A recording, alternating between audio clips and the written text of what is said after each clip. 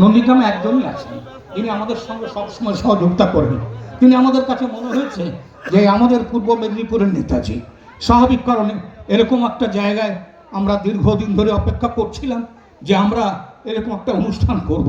আমাদের নন্দীগ্রাম গীতা কমিটি আজকে 100 বছরের প্রাচীন, সেই প্রাচীনতম গীতা মন্দির কি সুন্দর জায়গায় অবস্থিত। যেমন ত্রেতা যুগে রামচন্দ্র, তার ঠিক পূর্ব দিকে পঞ্চবটী বনে গীতা মন্দির। সেই গীতা মন্দির আজকে শতাব্দী প্রাচীন। সেই শতাব্দী প্রাচীন গীতা মন্দিরে আজকে উপস্থিত হয়েছেন আমাদের সনাতনী সেবক, নন্দীগ্রামের বিধায়ক। আজকে কৃষ্ণ যেরকমভাবে ধর্মযুদ্ধ করেছিলেন, সেই ধর্মযুদ্ধ আজকে শুরু হচ্ছে।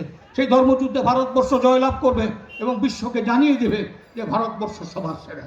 এবং আজকে আমেরিকার শিকাগো সম্মেলনে ধর্মযাজক শ্রী বিবেকানন্দ যেমন গীতাকে সবার সেরা ভাবে করেছিলেন, তাই নন্দীগ্রামের কৃষ্টি এবং সংস্কৃতি যা কিনা আজকে এই নন্দীগ্রামে রয়েছেন।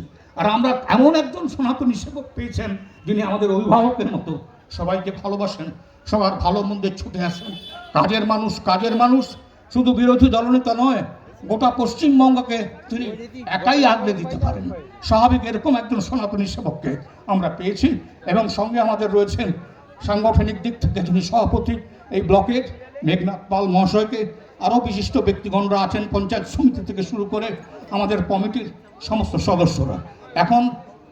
এখন চন্দন তিলক দিয়ে প্রথমেই করছেন আমাদের কমিটির